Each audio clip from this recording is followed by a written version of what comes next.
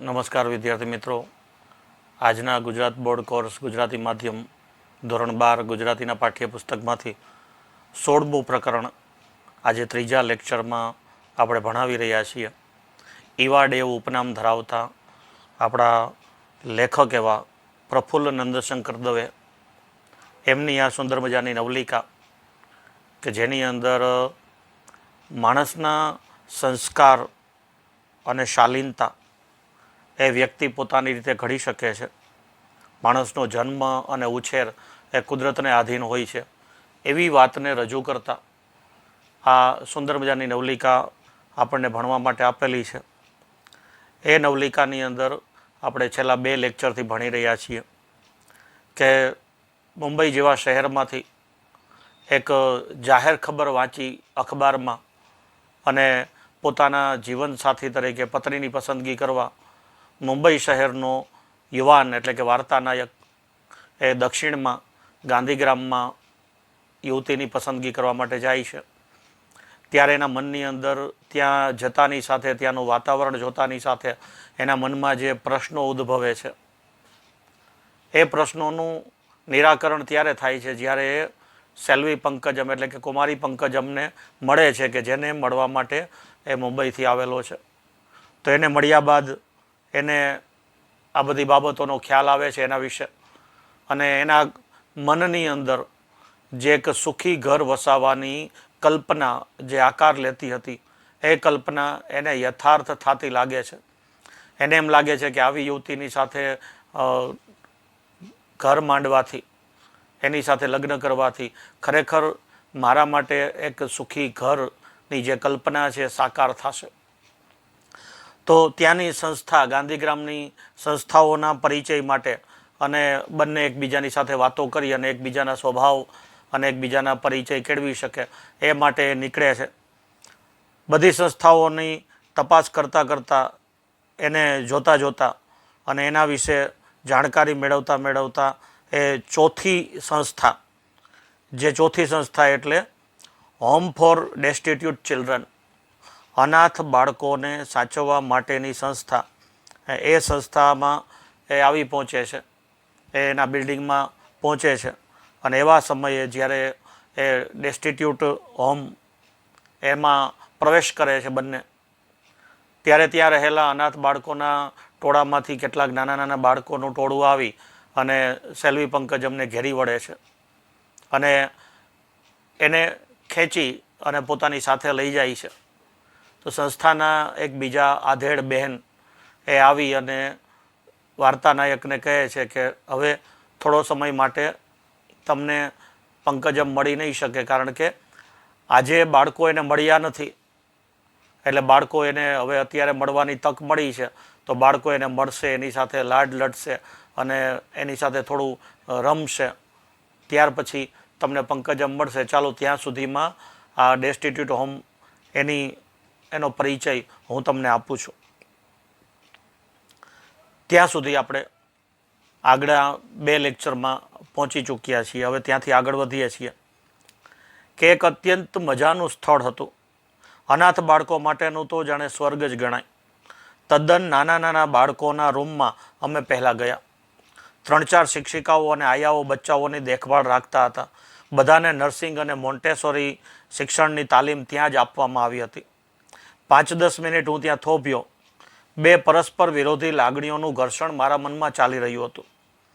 સ્વચ્છ ને પ્રેમાળ વાતાવરણમાં ઉગી રહેલા ફૂલો મને ખુશ કરી રહ્યા હતા, તો બીજી બાજુ એ એમના નિકટના સંબંધીઓથી ત્યજાયેલા હતા.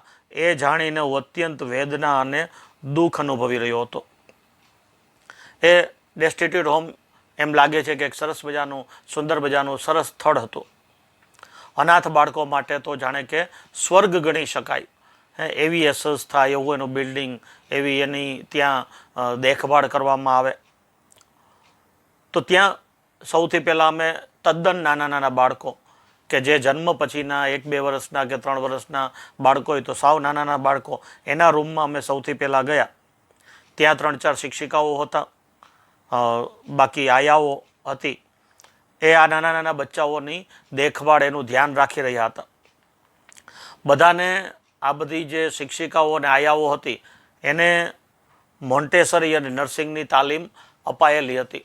મોન્ટેસોરી એટલે નાના બાળકોને સાચવવા માટેની શિક્ષિકાઓ. તો એનું જે ભણતર છે, એનો જે અભ્યાસ છે એને મોન્ટેસોરી કહેવામાં આવે છે. તો નર્સિંગ અને મોન્ટેસરીની તાલીમ લીધેલી આ આયાઓ કે શિક્ષિકાઓ, એમને ત્યાં જે તાલીમ મળેલી હતી એ આ બચ્ચાઓની દેખભાળ અને એની કેર કરતા હતા. હું 5-10 મિનિટ માટે ત્યાં અટક્યો, ત્યાં થોભ્યો. તો આવા સમયે મારા મનની અંદર બે પરસ્પર વિરોધી લાગણીઓનું ઘર્ષણ એટલે કે યુદ્ધ ચાલી રહ્યું હતું. મારા મનની અંદર બે પરસ્પર વિરોધી, એકબીજાથી વિરોધી લાગણીઓ એ મારા મનમાં ઉદ્ભવતી હતી. એક લાગણી શું હતી? તો કે એક લાગણી એવી હતી કે આ સ્વચ્છ અને પ્રેમાળ વાતાવરણમાં ઉગી રહેલા આ સુંદર મજાના ફૂલો એટલે કે નાના બાળકો, જેના માટે અહીંયા સુંદર મજાનું વાતાવરણ હતું. તો આ અહીંયા ઉછરી રહેલા નાના નાના બાળકો, એને જોઈ અને મને ખુશી થતી હતી. તો એની સામે બીજી એક લાગણી એ ઉદ્ભવતી હતી કે એ નાના ઉછરી રહેલા આપણને ખુશી આપનારા એ બાળક એ પોતાના નિકટમાં નિકટ, કોઈ પણની નિકટમાં નિકટ, નજીકમાં નજીક સંબંધી કોણ હોઈ શકે? તો એ આપણે માતા પિતા જ હોઈ શકે. તો એ પોતાના નજીકમાં નજીકના, નિકટમાં નિકટના સંબંધીઓ એટલે કે ખુદ માતા પિતાથી ત્યજાયેલા હતા. એવા નાના નાના જન્મેલા બાળકો, એનો ત્યાગ એના જ માતા પિતાએ કરેલો હતો. તો આ એક દુઃખની લાગણી હતી. તો અહીંયા સારી રીતે એ બાળકોનો ઉછેર થઈ રહ્યો હતો, એ ખુશીની લાગણી હતી. તો આ બે પરસ્પર વિરોધી લાગણીઓ હતી. તો આ બે વિરોધી લાગણીઓ એક સાથે મારા મનમાં ઉદ્ભવતી ઘર્ષણ જન્માવી રહી હતી. એક જાડો આનંદી બાળક ઘૂંટણિયા ભરતો મારી પાસે આવ્યો. મેં એને ઊંચકી લીધો. એ ખિલખિલાટ હસી પડ્યો. એક ખુશખુશાલ મિજાજવાળો એક નાનકડો બાળક, સહેજ શરીરે સારો હતો, જાડો હતો એટલે શરીરે સારો હતો. તો એ ઘૂંટણિયા ભરતો એટલે કે 4 પગે ચાલતો. નાના બાળકો 2 હાથ અને 2 ગોઠણ દ્વારા ચાલતા હોય છે, એને આપણે 4 પગે ચાલવું એવું કહીએ છીએ. તો 4 પગે એટલે કે ઘૂંટણિયા ભેર ચાલતો એ નાનકડો જાડો આનંદી બાળક એ મારી પાસે આવ્યો. મેં એ બાળકને ઊંચકી લીધો, તેડી લીધો. તો એ બાળક ખિલખિલાટ આનંદથી હસી પડ્યો. એને જરાક વાર એને રમાડી અને ત્યાર પછી એ બાળકને હું નીચે મૂકવા જતો હતો. મેં એને તેડેલો હતો, એને નીચે મૂકવા જતો હતો. ત્યાં તો એ ઊંચા અવાજે, ઊંચા સાદે એટલે કે ઊંચા અવાજે રડવા લાગ્યો, જોર જોરથી રડવા લાગ્યો. મારું અંતર દ્રવી ઉઠ્યું. મારા મનની અંદર એને રડતો જોઈને ખૂબ જ દુઃખ થયું. અત્યંત ચોખ્ખી, વ્યવસ્થિત બાળકોની શારીરિક ને માનસિક પ્રગતિ માટે બધી જ સામગ્રીથી સજ્જ એ રૂમો મારા ચિત્તમાં સદાયને માટે મઢાઈ ગયા. ત્યાં બાળકોની એકદમ સ્વચ્છ, ચોખ્ખી, વ્યવસ્થિત અને દરેક બાળકની શારીરિક અને માનસિક પ્રગતિ થાય એના માટેની તમામ પ્રકારની સામગ્રીઓથી એ ત્યાંના રૂમો એ સજ્જ હતા. એ મારા હૃદયની અંદર હંમેશને માટે કોતરાઈ ગયા. બહાર મેદાનમાં આવ્યા. નાના બાળકો કિલ્લોલ કરી રહ્યા હતા. એકાએક પ્રશ્ન ઉઠ્યો ને મેં પૂછી નાખ્યો. માફ કરજો આ પ્રશ્ન પૂછવા માટે, પણ હું ઉત્સુકતા રોકી શકતો નથી. આ બધાના મા બાપોથી તમે જ્ઞાત હો છો? આ બાળકોને કોણ લાવે છે? ત્યાર પછી અમે એ પેલા બેન અને હું બંને બહાર મેદાનમાં આવ્યા. તો ત્યાં નાના નાના 5-7-10 વર્ષના બાળકો એ ત્યાં રમી રહ્યા હતા, કિલ્લોલ આનંદ કરી રહ્યા હતા. એકાએક મારા મનની અંદર એક પ્રશ્ન ઉદ્ભવ્યો અને એ પ્રશ્ન મેં પેલા બેનને પૂછી નાખ્યો કે માફ કરજો, મને આ પ્રશ્ન પૂછવાનું મન થાય છે કારણ કે મારા મનની ઉત્કંઠા, ઉત્સુકતા, જિજ્ઞાસા હું રોકી શકતો નથી, એટલે મને આ પ્રશ્ન કરવાનું મન થાય છે. પણ સોરી, પણ આ પ્રશ્નનો જવાબ તમે આપી શકતા હો તો આપો કે આ બધા બાળકો, અનાથ બાળકો જે છે, એના મા બાપો વિશેની જાણકારી તમને હોય છે? એના માતા પિતા વિશેની જાણકારી હોય છે? અને આ બાળકોને અહીંયા લાવે છે કોણ? પેલા બેને જવાબ આપ્યો, બધા જ. ગરીબ, તવંગર, પુનિત, પાપી, દુર્જન, સજ્જન, જેનાય દિલમાં રામ વસ્યો હોય છે તે આ બાળકનું ગળું ટૂંપવાને બદલે કે રઝળતું છોડી દેવાને બદલે એને અહીંયા લઈ આવે છે. ગટરમાંથી, કૂવામાંથી, ઉકરડેથી, જંગલમાંથી, કંઈ કલ્પનામાં ન આવે એવી ગંદી જગ્યાઓમાંથી માણસો એમને બહાર કાઢી અહીંયા આપી જાય છે. કોઈક જ વખત અમને એમના મા બાપોની જાણ થાય છે, મોટા ભાગનાની નથી હોતી. બેને જવાબ આપ્યો કે બધા જ પ્રકારના લોકો અહીંયા આ અનાથ આશ્રમમાં બાળકોને મૂકી જાય છે. કેવા તો કે ગરીબ, તવંગર એટલે શ્રીમંત, ગરીબ હોય, શ્રીમંત હોય, પુનિત એટલે પવિત્ર હોય કે પાપી હોય, દુર્જન હોય કે સજ્જન હોય, ખરાબ માણસો હોય, સારા માણસો હોય. જેનાય દિલમાં રામ વસે એટલે જેનાય દિલમાં ભગવાન વસે, જેનાય દિલમાં સારો વિચાર આવે એવા લોકો આ અનાથ ત્યજાયેલા મળેલા બાળકોનું ગળું ટૂંપવાને બદલે એટલે કે એને મારી નાખવાને બદલે અથવા તો રઝળતું છોડી દેવાને બદલે એને અહીંયા લઈ આવે છે, અહીંયા મૂકી જાય છે. અને જગ્યાઓ માટે તો હું તમને શું કહું કે ગટરમાંથી, કૂવામાંથી, ઉકરડામાંથી, જંગલમાંથી કંઈ કલ્પના ન કરી શકાય એવી ગંદી જગ્યાઓમાંથી માણસો એમને બહાર કાઢી અને એ બાળકોને અહીંયા આપી જાય છે. ક્યારેક જ એવું બને કે કોઈ બાળકના માતા પિતાની જાણકારી અમને થઈ શકે, બાકી મોટે ભાગે એ બાળકોના માતા પિતાની જાણકારી અમને હોતી નથી. અમે કિશોર બ્લોક બાજુ આગળ વધતા હતા. કિશોર એટલે 10 વર્ષથી 11 વર્ષથી ઉપરના અને 15 વર્ષની આડેગાળેના, તો એ બધા કિશોર બાળકો કહેવાય. તો એ કિશોર બાળકોના બ્લોક તરફ હજુ અમે આગળ વધતા હતા. રસ્તામાં મેં પ્રશ્નો કર્યા કે તમે આ બાળકોને કેવી રીતે તૈયાર કરો છો? તેઓ એમની કમનસીબ દશાથી માહિતગાર હોય છે. એ ઉંમરલાયક થાય ત્યારે નોર્મલ માણસની માફક આ દુનિયામાં જોડાઈ શકે છે. સમાજ એમને કઈ રીતે સ્વીકારે છે? તમારો અનુભવ શું કહે છે? મેં ઘણા બધા એવા પ્રશ્નો આ અનાથ બાળકોના જીવન વિશેના એ બહેનને પૂછી લીધા. એ બહેને એનો સુંદર મજાનો જવાબ આપ્યો કે આ બાળકોને સર્વ રીતે તૈયાર કરવામાં આવે છે અને એના માટે અમે અમારાથી બને એટલું બધું જ કરીએ છીએ. એમની બુદ્ધિને બીજી શક્તિઓને લક્ષમાં લઈ એને લાયક તાલીમ આપવા અમે પૂરો પ્રયત્ન કરીએ છીએ. મોટા ભાગે સફળતા મળી છે અમને, પરંતુ કેટલાક બાળકોની બાબતમાં અમે નિષ્ફળ પણ ગયા છીએ. આ બધા બાળકોને દરેક રીતે, સર્વ રીતે એટલે કે તૈયાર કરવા માટે અમારાથી શક્ય એટલા બધા જ પ્રયત્નો અમે અહીંયા સંસ્થાના બધા શિક્ષકો કે બધા વડીલો મળી અને એના માટે દરેક પ્રકારના પ્રયત્નો અમે કરીએ છીએ. એમની બુદ્ધિ શક્તિ અને એમનામાં રહેલી અન્ય બીજી શક્તિઓ એને લક્ષ્યમાં લઈને એટલે કે એને ધ્યાનમાં લઈને એને લાયક તાલીમ આપવા માટે થઈને અમે પૂરેપૂરો પ્રયત્ન કરીએ છીએ. મોટાભાગે અમને સફળતા મળે જ છે. એમ પણ એવું નથી, ક્યારેક કેટલાક બાળકોની બાબતમાં અમને નિષ્ફળતા પણ પ્રાપ્ત થાય છે. તમને એક નક્કર દાખલો આપું. હવે અહીંયા સુંદર મજાનો રહસ્ય સ્ફોટ થાય છે. એક રહસ્ય ઉજાગર થાય છે. જેમણે પહેલા પાઠ વાંચી લીધો છે એમને ખ્યાલ જ છે, પણ એમ છતાંય અહીંયા રહસ્ય સ્ફોટ થાય છે. અહીંયા રહસ્ય ઉજાગર થાય છે કે હું તમને એક નક્કર એટલે કે એક ચોક્કસ દાખલો આપું. એ ચોક્કસ દાખલો શું? તો કે તમે પંકજમના મિત્ર છો. પંકજમ એ આ સંસ્થાની આગવી સિદ્ધિ છે. તમે જાણો છો એનું નામ અમ્માએ જાણી બૂજીને રાખ્યું છે. એ કાદવનું કમળ છે. એ આ સંસ્થાનું ફરજન છે અને અમને એનું મોટું ગૌરવ છે. અહીંયા જોરદાર રહસ્ય ઉજાગર થયું છે કે તમે પંકજમના મિત્ર છો. એને એમ લાગે છે કે આ પંકજમના મિત્ર હશે એટલે કહે છે તમને એક નક્કર ચોક્કસ દાખલો આપું. આ સંસ્થાના બાળકો એ કેટલે આગળ સુધી વધે છે, એની કેટલી પ્રગતિ થાય છે, એના માટે હું તમને એનો એક ચોક્કસ દાખલો આપું છું કે તમે પંકજમના મિત્ર છો ને, તો પંકજમ એ આ સંસ્થાની આગવી સિદ્ધિ છે. ડેસ્ટિટ્યૂટ હોમ. ડેસ્ટિટ્યૂટ હોમ એટલે કે અનાથ આશ્રમનું સૌથી શ્રેષ્ઠ કોઈ અનાથ બાળકનો દાખલો હોય તો એ આ મિસ પંકજમ છે. તમે જાણો છો અમ્મા અપ્પાએ એનું નામ જાણી જોઈને પંકજમ રાખ્યું છે. પંકજ એટલે કમળ અને પંકજમ એટલે કાદવનું કમળ. જે કાદવમાં ખીલે છે એવું ફૂલ એટલે પંકજમ.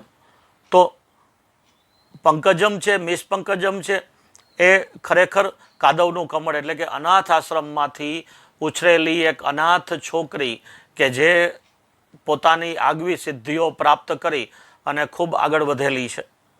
તો એ આ સંસ્થાનું ફરજંદ એટલે આ સંસ્થાનું બાળક છે. મતલબ એ અનાથ છે અને આ અનાથ આશ્રમમાં જ ઉછરેલી છે અને એનું અમને મોટું ગૌરવ છે. અમને ખૂબ જ આ બાબતનું ગૌરવ છે કે મિસ પંકજમ છે એ અમારી જ આ અનાથ આશ્રમ સંસ્થાનું બાળક છે અને અહીંયા જ ઉછરીને મોટી થઈ છે અને આટલી આગળ વધી છે. એના માટે અમને સૌને એના માટે ખૂબ જ ગૌરવ છે. મારી છાતીમાં ભયંકર કડાકો થયો. આ સૌમ્ય અને શાંત છોકરીની જોડ શોધવી મુશ્કેલ છે. ભણવામાં એ ફર્સ્ટ ક્લાસ ફર્સ્ટ રહી છે. એટલું જ નહીં, બીજા ક્ષેત્રોમાં પણ એ મોખરે રહી છે. શું લેખન, શું નર્તન કે શું વક્તૃત્વ. મારી છાતીમાં ભયંકર કડાકો થયો એટલે મને ખૂબ જ આઘાત લાગ્યો કે હું જે છોકરીની સાથે લગ્ન કરવા આવ્યો છું એ આ અનાથ આશ્રમમાં ઉછરેલી અનાથ છોકરી છે કે જેના મા બાપની કોઈ જાણકારી નહીં હોય. પેલા બેન તો એની રોમાં વાત કરતા હતા કે આ સુંદર સૌમ્ય એટલે ખૂબ જ સારો સ્વભાવ ધરાવતી અને શાંત છોકરી, એની જોડ શોધવી મુશ્કેલ છે. આના જેવી બીજી કોઈ શાંત અને સુંદર છોકરી તમને જોવા ન મળે. એના જેવી છોકરી જળવી મુશ્કેલ છે. ભણવામાં તો એ ફર્સ્ટ ક્લાસ ફર્સ્ટ આવે જ છે, પણ એની સાથે સાથે બીજી અન્ય બાબતો, અન્ય ક્ષેત્રો જેમ કે લેખન કળા હોય, નૃત્ય કળા હોય કે વક્તૃત્વ કળા હોય, કોઈ પણ ક્ષેત્રોની અંદર, તમામ ક્ષેત્રોની અંદર આ મિસ પંકજમ છે એ ખૂબ જ આગળ છે અને ખૂબ જ આગળ રહી છે. એ આ સંસ્થાનું ફરજન છે, એ કાદવનું કમળ છે, માટે એનું નામ પંકજમ છે. મારા મનમાં એ શબ્દો ઘોડાવા માંડ્યા. એ બેન પંકજમની પ્રશંસા કરતા હતા, પણ એ દરમિયાન મારા મગજની અંદર તો એક જ શબ્દો એ ઘોડાતા હતા અને એ શબ્દો શું હતા તો કે પંકજમ છે આ સંસ્થાનું ફરજન છે એટલે કે બાળક છે, એ અહીંયા કાદવનું કમળ છે માટે એનું નામ પંકજમ રાખેલું છે. આ શબ્દો મારા મગજમાં ઘોડાવા લાગ્યા. માણસના વિચારો કેટલા બદલી જાય છે એની લેખક અહીંયા વાત દર્શાવે છે, એ સમજાવવા માગે છે અને આપણે પણ એ જ સમજવાનું છે કે માણસના વિચારો કેટલા જલ્દી બદલાઈ જાય છે. આજના યુગની અંદર પોતાની જાતને મોડર્ન ગણાવતા લોકો એના પોતાની જાતને તો મોડર્ન ગણાવે છે, પણ એના વિચારો કેટલા પુરાણા હોય છે અથવા તો જૂના હોય છે એ ખબર પડે જ્યારે એના ઉપર વાત આવે ત્યારે. તો અહીંયા પણ એ જ વાત છે કે આદર્શોની વાત કરનારો, પોતાના માટે યોગ્ય જીવનસાથી પાત્ર શોધનારો અને અનેક પ્રકારના આદર્શો કે સિદ્ધાંતોની પાછળ ચાલનારો એવો આ વ્યક્તિ, એવો વાર્તાનાયક, એને જ્યારે ખબર પડે છે કે ભાઈ આ તો જેને હું યોગ્ય છોકરી મારા માટે માનું છું એ તો અનાથ આશ્રમમાં ઉછરેલી છે, એના તો માતા પિતાની જાણકારી નથી, અને એના મનની અંદર વિરોધાભાસી વિચારો ઉત્પન્ન થવા લાગે છે. સહજ જ પ્રશ્ન થઈ ગયો મારાથી, એના મા બાપની તમને જાણ છે ખરી?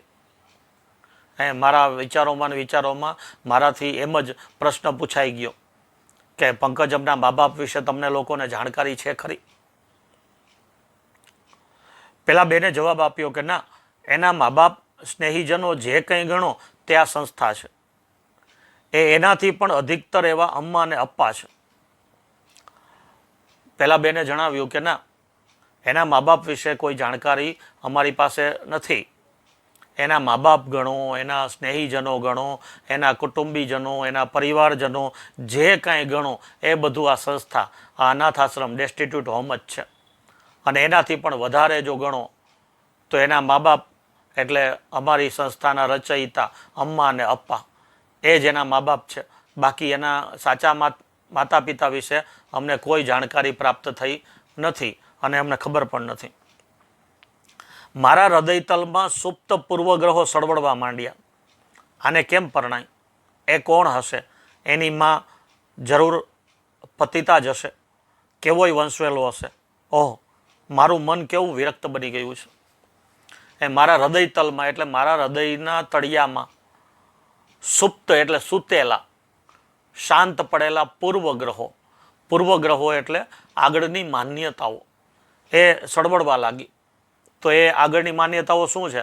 તો કે આવી છોકરીની સાથે લગ્ન કેમ કરણાય, આની સાથે પરણાય ખરું, હે એ છોકરી કોણ હશે, કેવી હશે, એની માતા એ કેવી હશે, કદાચ એની માતા પતિતા એટલે કે સાવ પાપી જ હશે ને, ત્યારે જે બાળકને એને તડછોડી દીધું હશે ને, તો એની માતા એ પાપી હશે, એનો વંશવેલો કેવો હશે, એનું ખાનદાન, એનું કુળ, એનું કુટુંબ કેવું હશે.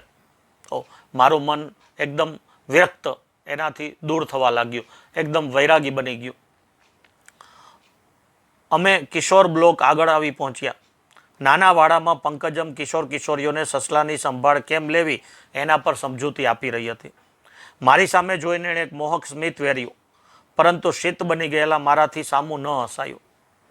અમે કિશોર બ્લોક તરફ જતા હતા ને, તો અમે કિશોર બ્લોક તરફ આગળ આવી પહોંચ્યા. નાના વાડામાં એક નાનકડો સુંદર મજાનો વાડો હતો અને વાડાની અંદર સસલાઓ હતા. તો ત્યાં નાના નાના કિશોર કિશોરીઓ એટલે કે છોકરાઓ છોકરીઓ હતા, એને સસલાની સંભાળ કેમ રાખવી એના પર પંકજમ સુંદર મજાની એને સમજૂતી આપી રહી હતી. હું ત્યાં ગયો એટલે પંકજમે મારી સામે જોઈ અને એક સુંદર મજાનું સ્મિત કર્યું, મારી સામે નાનકડું હાસ્ય કર્યું. પણ મારા પૂર્વગ્રહી વિચારો દ્વારા ઠંડો બની ગયેલો હું, શીત બની ગયેલો એટલે ઠંડો બની ગયેલો હું એની સામે સ્મિત કરી શક્યો નહીં, એની સામે હસી શક્યો નહીં. અત્યાર સુધી મને જે છોકરી સારી લાગતી હતી, ખૂબ જ સરસ લાગતી હતી, મારા જીવનસાથી તરીકે યોગ્ય લાગતી હતી, મને એની બધી બાબતો ગમતી હતી, હું એને કંઈ પણ ચૂક્યો હતો કે તમે મને ગમો છો, એવું એક છુપા શબ્દોમાં એકરાર પણ કરી ચૂક્યો હતો.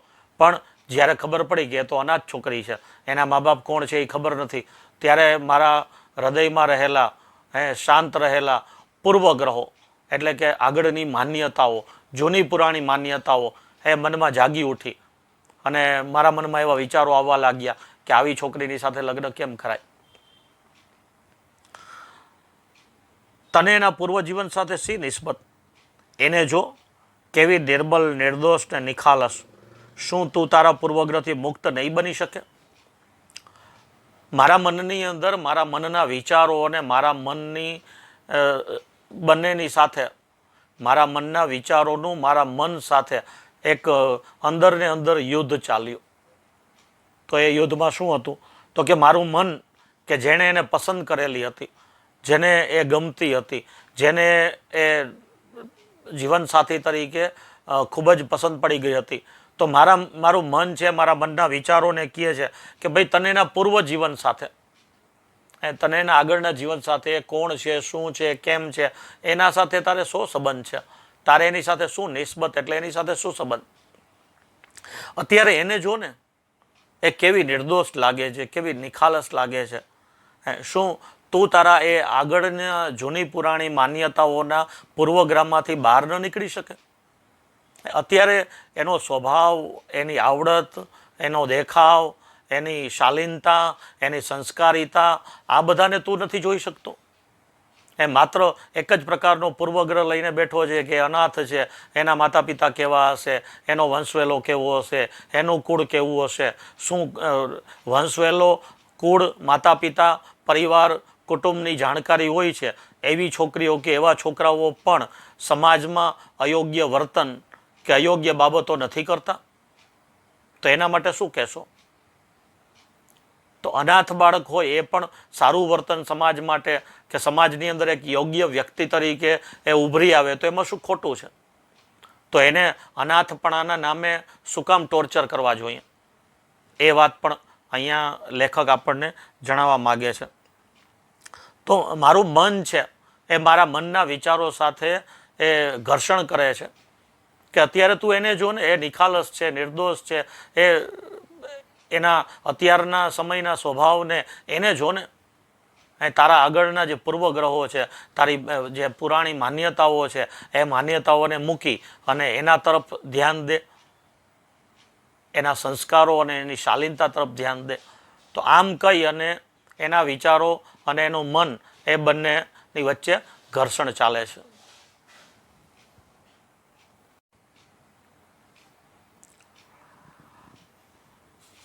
પણ એની માં કોની સાથે, કેવોય સંબંધ. ભયંકર ગજગ્રાહ ચાલવા માંડ્યો મારા મનમાં. લાખ પ્રયત્ન કરવા છતાંય મનમાં ઉઠતી એક પ્રકારની ઘૃણા હું કેમેય રોકી શકતો નહોતો. હૃદયને આડું બનતું અટકાવી શકતો નહોતો. ત્યાંથી ભાગી નીકળવાની વૃત્તિ જોર કરીને ઉછળી રહી. હું મૂંગો બની ગયો. મારું મન, બંને તરફ મન અને હૃદયની વચ્ચે વિચારોનું ઘર્ષણ ચાલે છે. વળીને મારા મગજની અંદર વિચાર આવે કે ભાઈ એની માતા કોની સાથે એનો સંબંધ હશે, કેવો સંબંધ હશે, કઈ રીતે, કયા પ્રકારનો સંબંધ હશે, અને આ એની દીકરીને, આ એના બાળકને એણે અનાથ મૂકી દીધું, કેમ હશે. ભયંકર ગજગ્રાહ.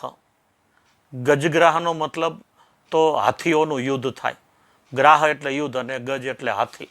હાથીઓનું યુદ્ધ. પણ જેમ હાથીઓનું યુદ્ધ થાય અને એ ભયંકર હોય, એવું ભયંકર વિચારોનું યુદ્ધ મારા મન મગજમાં ચાલવા લાગ્યું.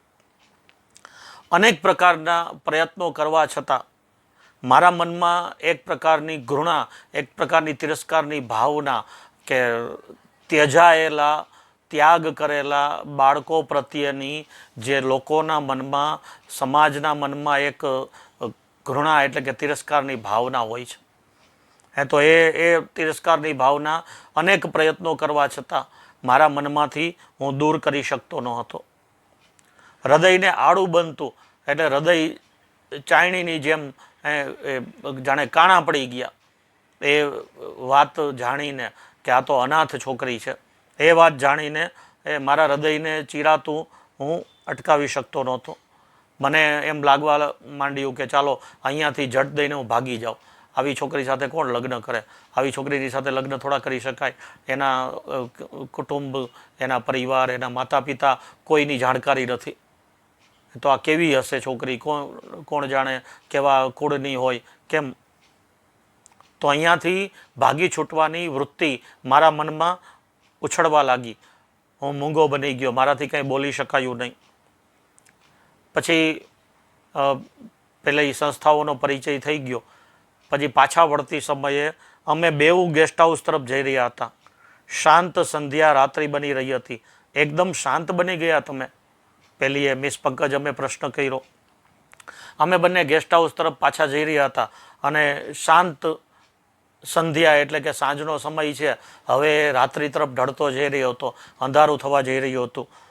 પેલીએ પ્રશ્ન કર્યો કે તમે તો એકદમ શાંત બની ગયા, કંઈ બોલતા નથી. મેં કીધું અમસ્તો જ. પેલીએ જટ દઈને ફટકો માર્યો. માત્ર એક સાદું વાક્ય છે, પણ એમ છતાંય એની અંદર ઊંડાણ બહુ છે. પહેલાં એ કીધું કે અમસ્તો જ શાંત બની ગયો. પહેલીએ કીધું ડેસ્ટિટ્યૂટ હોમ જોયા પછી ઘણાની આવી સ્થિતિ થઈ જાય છે. એ ડેસ્ટિટ્યૂટ એટલે કે અનાથ આશ્રમ હોમ, અનાથ આશ્રમ જોયા પછી ઘણા બધા લોકોની પરિસ્થિતિ આવી થઈ જાય છે. હવે આની અંદર બે અર્થ છે. એક અર્થ એ છે કે ઘણા લોકો એમ જ જ્યારે આ સંસ્થાનો પરિચય લેવા માટે આવે છે ત્યારે અનાથ આશ્રમના બાળકોને જોઈ, અનાથ આશ્રમના બાળકોની પરિસ્થિતિ જોઈ, એના વિશે જાણીને લોકો લાગણીથી, કરુણાથી એ ચૂપ થઈ જાય છે. માણસના મનમાં એના પ્રત્યેની લાગણીઓ, કરુણાના ભાવ જાગૃત થઈ જાય છે, એટલે કંઈ બોલી શકતા નથી અને એ કરુણાના ભાવથી ચૂપ થઈ જાય છે. બીજી વાત, બીજો અર્થ કે મને જોવા માટે તમારી પહેલાં પણ ઘણા યુવાનો આવેલા જ. મને જોવા માટે, મારી સાથે લગ્ન કરવાની વાત લઈ અને મને જોવા માટે પણ તમારી પહેલાં ઘણા યુવાનો આવેલા છે.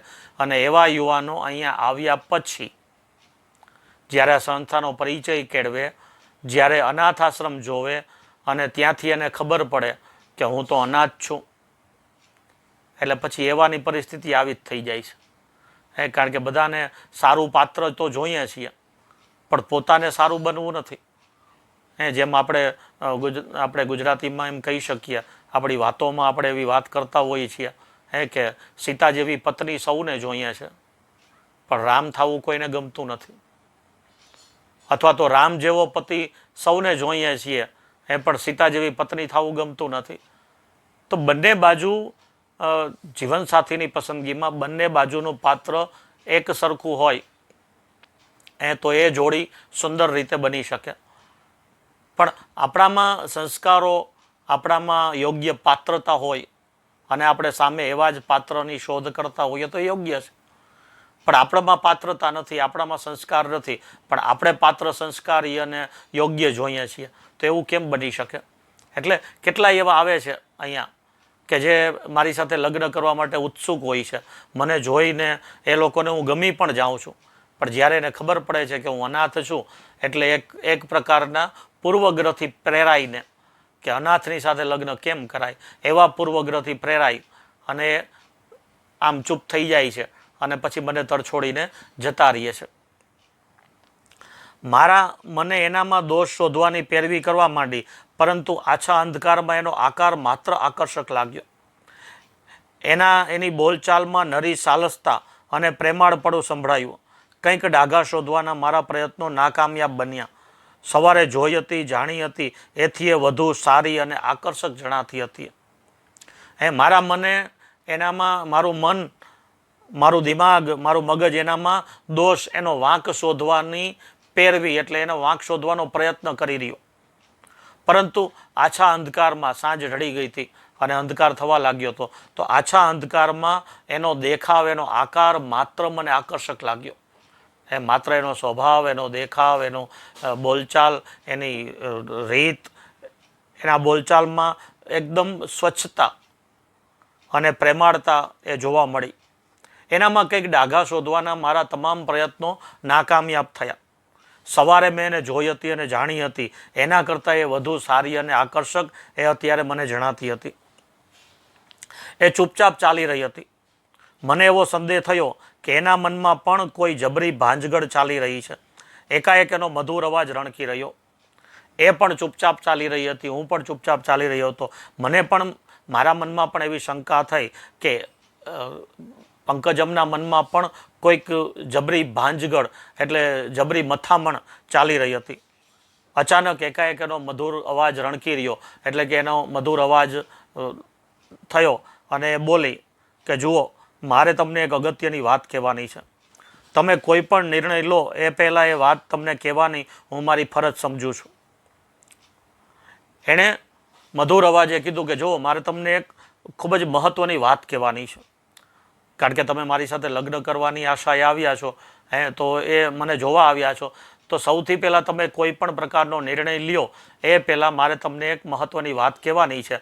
એ મારી મહત્ત્વની વાત મારે તમને કહેવી જોઈએ, એ મારી ફરજ હું સમજું છું. એ હું તમને કહી દઉં, પછી તમે કોઈ પણ નિર્ણય લેજો. જોકે હું સમજી ગયો કે કઈ વાત મને કહેવાની હતી. જીવનમાં કદીએ નહોતું ધડક્યું એમ હૃદય ધગધગ થઈ રહ્યું. મારા રોંગટા રોમાંચ અનુભવી રહ્યા.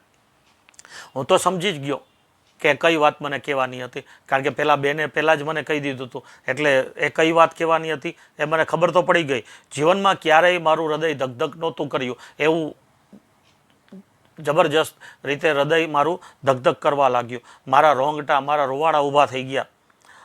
પેલીએ કહેવાનું શરૂ કર્યું, મારું જીવન એક અનોખી કહાણી છે. મારું જીવન એક અનેરી કહાણી, એટલે કથા, વાર્તા છે. મારું નામ મારી કથા કહી દે છે. મારું નામ જ મારી વાત કહી દે છે, મારી વાર્તા કહી દે છે. મારે ઘર નથી, મા બાપ નથી, સ્વજન નથી. દુનિયાના વ્યવહારની દ્રષ્ટિએ જે ગૃહ તમે હમણાં જોયું તે જ મારું સાચું ઘર છે. ત્યાંના સંચાલકો અને ભૂલકાઓ એ મારા સ્વજન છે. અમ્મા ને અપ્પા મારા મા બાપ છે. હું તમને કહી દઉં કે મારે ઘર નથી, મારા મા બાપ નથી, મારે સ્વજન નથી. દુનિયા વ્યવહારની દ્રષ્ટિએ તમે હમણાં જે ઘર જોયું ને, મતલબ જે ડેસ્ટિટ્યુટ હોમ, અનાથ આશ્રમ જોયું ને, એ જ મારું ઘર છે, એ જ મારું સાચું ઘર.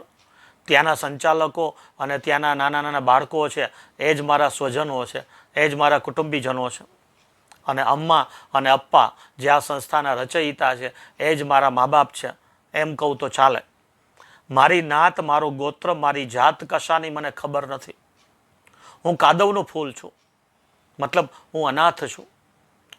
મારા માતા પિતા કે મારું જાતિ ગોત્ર કે કોઈ પણ પ્રકારની મારા કુટુંબ પરિવારજન કોઈની મને ખબર નથી. જે કાંઈ છે એ અનાથ આશ્રમ છે અને અમ્મા અને અપ્પા જ છે, બીજું કોઈ જ નથી. હું કાદવનું ફૂલ છું, પણ હું મારી જાતને રજ માત્ર હીન એટલે કે ખરાબ ગણતી નથી. હું ભલે અનાથ છું, પણ મારા વ્યક્તિત્વને હું જરા પણ રજ માત્ર એટલે જરા પણ હીન એટલે ખરાબ ગણતી નથી. બલકે મને એનું તો ગૌરવ છે. એથી વિરોધી બાબત કે મને તો હું અનાથ આશ્રમમાં ઉછરેલી છું અને ત્યાં આગળ વધેલી છું, તો એ મારા માટે ખૂબ જ ગૌરવની વાત છે. એટલે હું કાદવનું ફૂલ છું એ વાતની મને જરાય ઓછપ નથી, જરાય મને ખામી લાગતી નથી. ઉલટાનું મને એનું ગૌરવ લાગે છે. મારા પૂર્વગ્રહો ઓગળતા ગયા. રહી રહીને મારા હૃદયમાં પ્રશ્ન ઉઠી રહ્યો. મારા પૂર્વગ્રહો એટલે મારી જે જૂની પુરાણી માન્યતાઓ મારા મનમાં જે ચાલતી હતી એ ધીમે ધીમે ઓગળવા લાગી, ધીમે ધીમે નીકળવા લાગી. અને રહી રહીને મારા મનની અંદર, મારા હૃદયની અંદર એક પ્રશ્ન ઉદ્ભવવા લાગ્યો. એ પ્રશ્ન શું હતો? તો કે કોઈ પણ સ્ત્રી પોતાના જીવનની કલુષિત વાત શું આ રીતે મને કહી હોત ખરી? આ ઉદ્દાત સંસ્કારની નિશાની નથી શું? આ ખાનદાની નથી શું? મને એક પ્રશ્ન મનમાં ઊભો થયો કે કદાચ આના સિવાય પણ બીજી કોઈ છોકરીને હું જોવા ગયો હોત તો એના મનમાં અથવા તો એના જીવનની કોઈ કલુષિત એટલે કે કોઈ ખરાબ વાત હોત, તો એ કોઈ પણ છોકરીએ મને આવી રીતે એડવાન્સથી કહી દીધી હોત ખરી?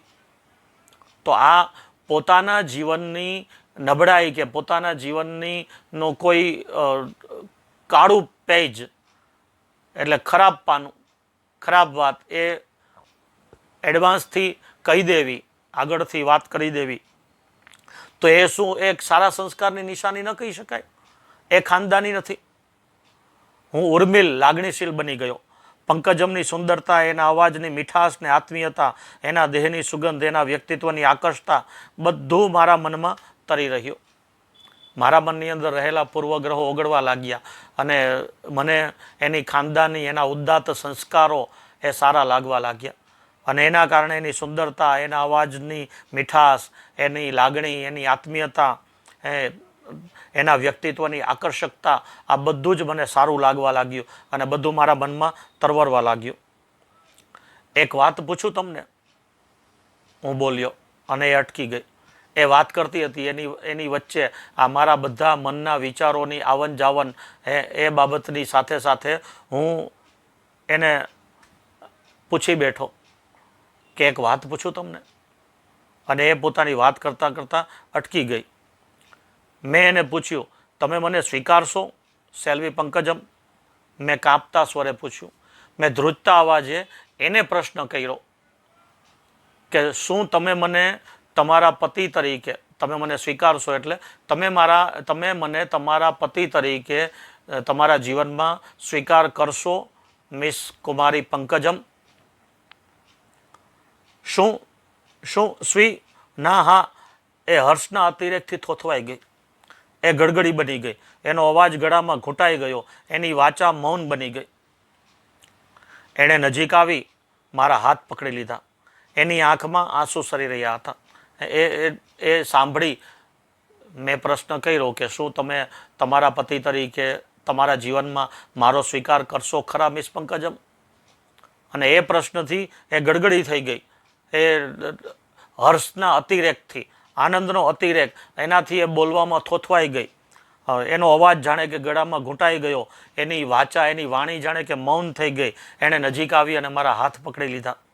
એની આંખમાંથી આંસુની ધાર થઈ રહી હતી. મારું હૈયું દ્રવી ઉઠ્યું. મારું હૃદય છે એ પણ એકદમ ગડગડું થઈ ગયું. એ થોડી સ્વસ્થ બની અને બોલી, સાચે તમે મને સ્વીકારશો? થોડીક વાર આવી પરિસ્થિતિ રહ્યા બાદ, થોડીક સ્વસ્થ થયા પછી એ બોલી કે સાચે જ તમે તમારી પત્ની તરીકે મારો સ્વીકાર કરશો? પછી આગળ જે એણે વાત કરી એ સમજવાનો પ્રયત્ન કરજો. હું આ ઉત્તર માટે તૈયાર નથી. તમે મને ચૂપચાપ તરછોડીને અહીંથી ચાલ્યા ગયા હોત તો તે વધુ સ્વાભાવિક લાગત. એમ ઘણા ચાલ્યા ગયા છે તો હું પણ ડોક ઉન્નત કરી, ખંભા ઉછાળી, અભિમાનથી ચાલી નીકળી હોત અને બીજે દિવસે બધું વિસરી પણ ગઈ હોત. મને અત્યારે નવું લાગે છે. મને આંચકો આવે છે, મને વિચાર નથી આવતો. શું કામ? એટલા માટે કે શું સાચે તમે મારો સ્વીકાર કરશો? હું તમારા જવાબ માટે તૈયાર નથી. શું કામ? જો તમે મને ચૂપચાપ તરછોડીને કંઈ જવાબ દીધા વગર તમે મને તરછોડીને અહીંથી ચાલ્યા ગયા હોત તો મને એ વાત વધારે સ્વાભાવિક લાગી હોત કે આવું બધા કરે છે. અને આવી જ રીતે આગળ ઉપર પણ બીજા કેટલા યુવાનો મને જોવા માટે, મને પસંદ કરવા માટે આવેલા છે અને આ વાત જાણ્યા પછી એ મને ચૂપચાપ તરછોડીને ચાલ્યા ગયા છે. એટલે કદાચ તમે પણ જો ચૂપચાપ તરછોડીને ચાલ્યા ગયા હોત તો મને એ સ્વાભાવિક લાગત. અને એવું બન્યું હોત તો હું પણ ઊંચું માથું કરીને, ખંભા ઉછાળીને અભિમાનથી ચાલી નીકળી હોત અને બીજે દિવસે એ વાત ભૂલી પણ ગઈ હોત કે કોઈ મને જોવા આવ્યું હતું, કે કોઈ પાત્ર પસંદગી માટે મને મળવા માટે આવ્યું હતું. એ વાતને હું ભૂલી પણ જાત. કારણ કે એવા ઘણા યુવાનો આવી અને આ પ્રમાણે તરછોડીને મને ચાલ્યા ગયા છે. પણ હવે તમે જે કહો છો કે મારી આ બધી બાબતોની જાણકારી મેળવ્યા પછી પણ તમે મને સ્વીકારવા તૈયાર થયા છો, તો એ મને આશ્ચર્ય લાગે છે.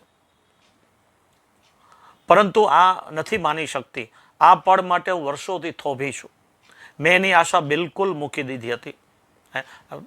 મારાથી આ વાત માની શકાતી નથી. મારું મન આ વાત માનવા માટે તૈયાર નથી. કારણ કે આ પળ કે કોઈ મારી તમામ ખૂબી અને ખામીઓ સાથે મને સ્વીકારે, તો એ બાબત માટે, એ પળ માટે, એ ઘડી માટે હું વર્ષોથી રાહ જોઈ રહ્યો છું. અને હવે તો મેં એની આશા બિલકુલ છોડી દીધી હતી કે લોકો, કોઈ યુવાન એ મને આ બધી મારી ખૂબી ખામીઓ સાથે સ્વીકારે, એવી બાબતને આશા તો મેં સાવ મૂકી દીધી હતી. અને ત્યારે એવા સમયે આ સૌભાગ્યની ઘડી આમ અચાનક આવીને ઊભી છે, નથી જીરવાતી એ મારાથી. હું આ સુખને, આ આનંદને સહન કરી શકતી નથી. કારણ કે અચાનક જ્યારે મેં સાવ બિલકુલ આશા મૂકી દીધી હતી, એવા સમયે આ સૌભાગ્યની ઘડી, આ ખુશીની ઘડી, આ ખુશીની પળ મારા માટે આવી છે, ત્યારે હું એને ઝટ દઈને સહન કરી શકતી નથી. મેં એના આંસુ લૂછી નાખ્યા. એણે મારા હાથ પોતાની આંખે દાબી દીધા. મને લગભગ ઢસડતી એ બોલી, ચાલો જલ્દી ચાલો, અમ્મા અને અપ્પાને સમાચાર આપીએ અને એમના આશીર્વાદ લઈએ. રડી પડી. એની આંખના આંસુ મેં લૂછી નાખ્યા. એણે મારા હાથ પોતાની આંખે દાબી દીધા અને મને લગભગ ઢસડતી, મને લગભગ હાથ પકડી અને જાણે કે ઢસડીને લઈ જતી હોય એમ એ લઈ જતી બોલી કે ચાલો જલ્દી ચાલો, અમ્મા અને અપ્પાને આ ખૂબ જ સુંદર મજાના સમાચાર, સારા સમાચાર આપીએ અને આપણે એમના આશીર્વાદ પ્રાપ્ત કરીએ. મોગરાની મીઠી મહેક વાતાવરણમાં પ્રસરતી મેં અનુભવી અને જાણે કે મોગરાના ફૂલોની મીઠી સુંદર મજાની સુગંધ એ આખા વાતાવરણમાં ફેલાઈ ગઈ હોય એવો અનુભવ મેં કર્યો. તો અહીંયા આ પ્રકરણની અંદર આંગતુક નામના ગ્રંથમાંથી લીધેલી આ વાર્તા છે.